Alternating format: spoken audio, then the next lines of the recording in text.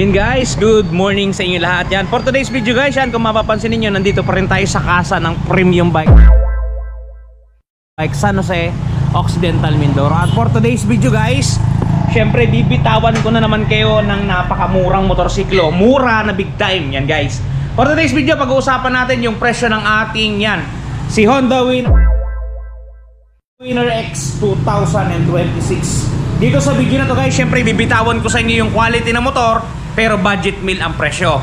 Budget meal talaga to guys. Doon sa mga gusto kumuha ng motor na walang pang down, guys, ito na ang video na para sa inyo. Okay, bago natin banatan yan, bago natin tirahin kanain, syempre intro muna tayo.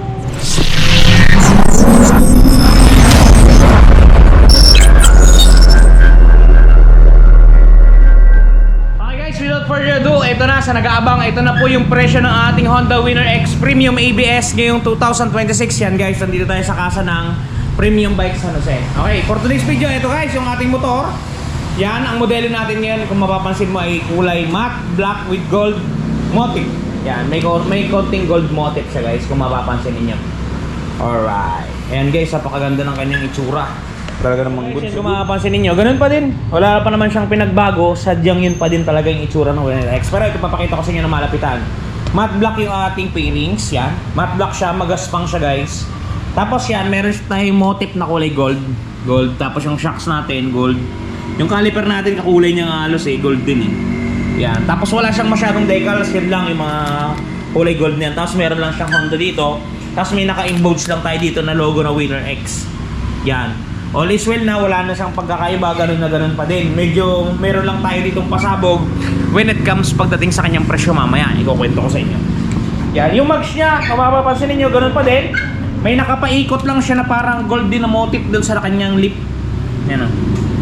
Tapos dito, sa kanyang bandang tambutso, ganun pa din. Yan, kung mapapansin nyo, nakabalot pa nga to. Pero kulay black guys yan, para hindi magasgar yan. Kulay black. Yung pipe niya maganda guys, parang hindi nyo na kailangan palitan. Maganda itsura niya. Sa gulong niya rin malapa din guys. Goods sa goods to. Sa fender niya ganun pa din, walang pinagbago. All is well. Yan. Yung U-box nga pala nito, itong itsura guys. Pero talagang wala naman siyang U-box. Under box ang tawag, under seat. Yan, ito yung nilalaman ng kanyang under seat. Wala siyang U-box literal. Ang nakalagay lang is tools. Ito po yung tools natin, pakikita ko sa inyo. Yan, ito po yung kasama. Una po ay positive open wrench na 14 tsaka 10. Ito po pang tanggal ng spark plug. Tapos allen wrench, allen bolt isa. Tsaka po yung pantanggal ng ating fuse. Yan, pantanggal ng fuse. Yan lang po yung kasama ng balot ng tools natin. Tapos dito po makikita ninyo sa gilid, dito nakalagay yung kanyang battery. So yung baterya nga pala ng ating Winner X is dito natin matatagpuan sa may gilid. Yan, kung mapapansin ninyo. Hihilahin nyo lang naman to. Medyo para sa inyo, hindi naman yan mababasa guys. Para sa inyo, dito nyo hawakan na. Ganyan. Ito yung baterya niya. Nakahiga to guys, hindi ko na i-aalisin. Naka-intact na kasi siya. Ang baterya nga pala na to is kasing size siya ng baterya ng Honda Click 125. Andito rin yung mga fuses niya. Yan, kung mapapansin nyo, may fuse box dito. Ayan o. Ayan yung fuse box niya. Ayan. Nakasealed naman yan, hindi yan para mabasa. Nakatago yan dyan. Yan, nandito lahat matatagpuan. Okay. Ayun guys, pagka hinahanap niyo yung baterya nyo, nandito ha. At ito pa guys yung other inclusion niya yan. Dito sa box yan, makapapansin ninyo. Buksan ko para makita niyo na rin.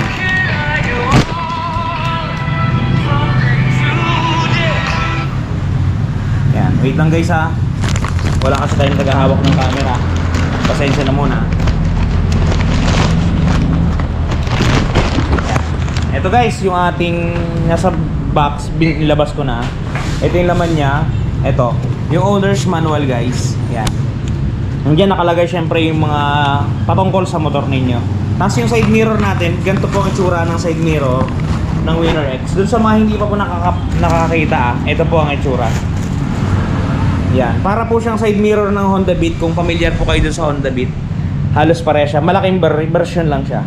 Ayan po, left right po ito. Ayun. All is good guys. Yun yung kanyang yan. Yung lahat ng kabuang inclusion niya pagka kinuha ninyo ng hulugan or cash. Okay guys, ito naman yung ating presyo. Para doon sa nagtatanong ano yung pasabog na presyo, ito guys, Winner X natin, ang suggested retail price natin guys, 130,000 pesos.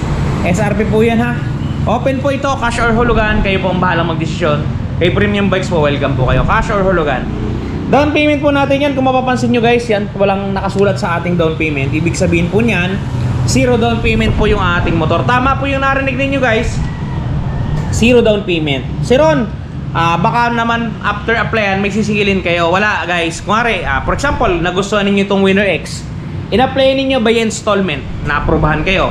Ngayon guys, pag tinawagan kayo ng staff na, sir, approved na, pwede na i-release, ang dadalhin mo lang po yung cellphone mo. Yung cellphone mo po na nire-register mo po dun sa application. Bakit? Kasi po may papasok po dun na OTP code para may transact po natin yung pagkuha po ninyo ng motor. Pero dun po sa down payment, wala po kayong ibibigay kahit 5 duling. Wala pong registration fee. Wala pong kung ano pa mang fee. Wala pong releasing fee. Wala pong kung ano pa mang fee ang nasa isip ninyo. Wala po. As in 0 po. Wala kayong ilalabas, walang advance, kung ano pa man, wala. Yan. Legit po yan guys ha, basta kay Premium Bikes, basta nakita nyo walang down payment, legit yan, walang down payment yan. Pag hindi po kayo nag-down, ito pong magiging monthly po ninyo sa looban ng 3 taon, 6,292. Sa loob po ng 1 year, 13,354 at sa loob po ng 2 taon, 8,006 pesos. Yan guys, screenshot nyo. Ito po yung presyo ng Winner X natin ngayong 2026. So sa mga gustong kumuha, one valid ID at proof of income lamang, makakuha na po ninyo yung motor na Winner X natin. At kung kahit ano pa pong motor ang gusto niyo dyan. Yun guys, para nga pala doon sa mga problema ng mga gasgas ng paint nila sa mga motor, ito guys, panoodin ninyo, makakatulong to, touch paint ni Wash Body. At ito na guys, ang touch paint ni Wash Body. Di ba napakaganda? Ganito ang packaging yan pagka mabibili ninyo. Ito yung polishing cream, ito yung surface cleaner, ito yung mismong touch paint. At may kasamang pre-yan na pen brush at meron niyang instruction kung paano gagamitin. Ito guys, kung makikita ninyo, ganito siya i-apply. Una, pahidan ninyo ng polishing cream para makinis ninyo yung lugar o lokasyon. Sprays ng surface cleaner. At syempre, i-apply natin ang ating touch paint. Yan. Isulat nyo lang ng pen niya at talaga namang matatakpan ang mga gasgas ng inyong unit. Bili na kayo guys, touch paint ni Wash Body. Yan guys, napaka-quality ng touch paint na yan. Kakuha ko sa inyo, kung may gasgas yung motor ninyo, ayaw nyo makita yung gasgas at naiinis kayo pag nakikita nyo yung gasgas, try nyo guys, touch paint ni Wash Body. May lumalabas dito, i-click nyo lang, dediretso na kayo sa kanilang Shopee shop. Yan guys, sa mga hindi pa po nakapag-subscribe, baka naman po, wala naman pong bayad dyan. Yan guys, eto guys, sa mga gustong kumuha ng motor, 0 down payment po ang ating Winner X sa lahat ng Premium Bikes Store nationwide. Okay guys, hanggang dito lang po ang video natin. Ingat po kayo palagi at palagi po kayong magpapakasaya. Si Ron TV, bye bye! Shoes!